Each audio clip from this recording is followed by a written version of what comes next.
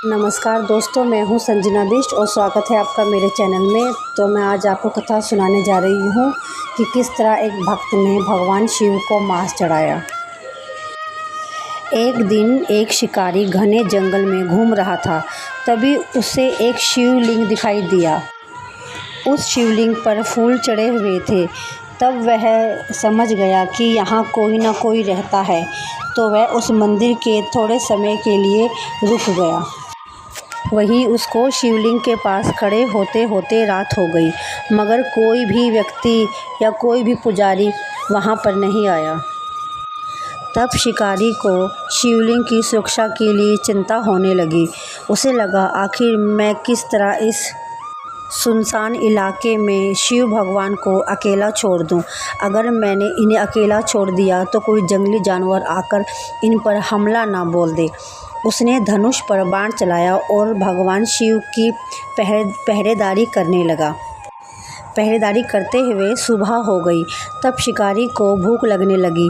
तब शिकारी ने बोला, जैसे मुझे भूख लग रही है उसी प्रकार भगवान शिव को भी भूख लग रही होगी। फिर क्या था, उन्होंने भगवान के शिवलिंग पर मांस भूनकर चढ़ा दिया, उनके लिंग के पास रख दिया और फिर शिकार पर निकल गया। और फिर शाम को जब वह लौटा तो उसने देखा कि शिवजी अभी भी अकेले हैं। उसने फिर से बाण चढ़ाया और भगवान शिव की पहरेदारी में लग गया।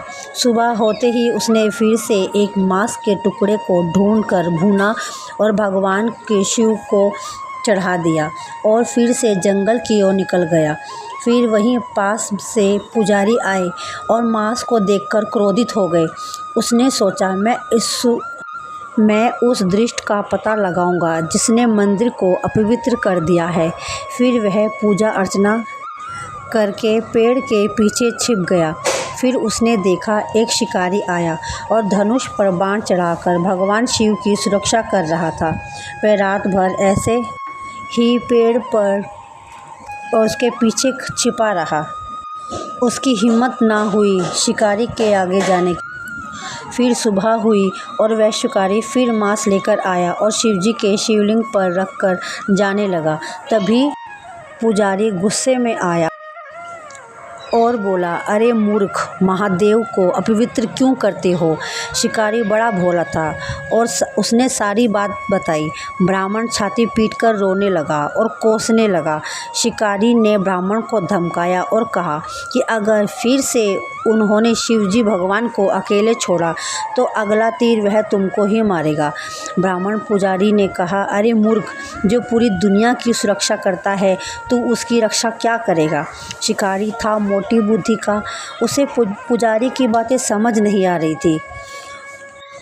वह ब्राह्मण को खरी खोटी सुनाने लगा कि तुम नित्य मंदिर नहीं आते, अपने काम से कतराते हो, बेचारे शिव भगवान भूखे रहते हैं। ब्राह्मण बोला, मैं गांव में रहता हूँ, इसलिए रोज़ मंदिर नहीं आ सकता। यह मंदिर जंगल में है, इसलिए कभी कभार ही पूजा पाठ करने आता हूँ।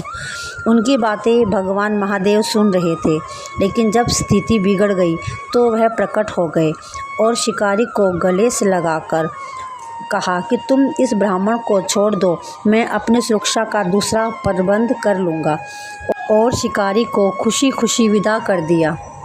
तब ब्राह्मण ने कहा, भगवान, मैं आपकी पूजा अर्चना करता हूँ, डर डर के जंगलों में अपने प्राणों को दांव में लगाकर आपकी सेवा करने आता हूँ। आपके लिए फल फूलों का भोग लगाता हूँ, किंतु आपने आज तक मुझे दर्शन नहीं दिए। लेकिन यह शिकारी आपको 3 दिन से मांस चढ़ा रहा था, फिर भी आप उससे प्रसन्न हो गए और दर्शन दे दिए।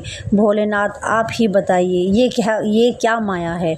भगवान शिव ने कहा, जब तुम मेरी पूजा करते हो तब फलों की अपेक्षा करते हो, लेकिन इस शिकारी ने निस्वार्थ मेरी सेवा करी। इसने मुझे अपवित्र नहीं किया है, इसे शायद यही तरीका आता था, पर मैं तो भाव का भूखा हूँ।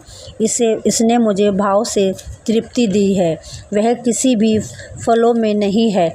यह कहकर भगवान शिव अंतर्ध्यान हो गए। इसलिए कहते हैं कि भगवान महादेव किसी फलों के या चढ़ावे के भूखे नहीं हैं, उन्हें सिर्फ भक्तों से प्यार चाहिए, वह इसी में खुश हैं। तो आपको वीडियो कैसी लगी, अच्छी लगी हो तो प्लीज़ लाइक सब्सक्राइब करना ना भूलें और बेल आइकन का बटन प्रेस करना ना भूलें। धन्यवाद।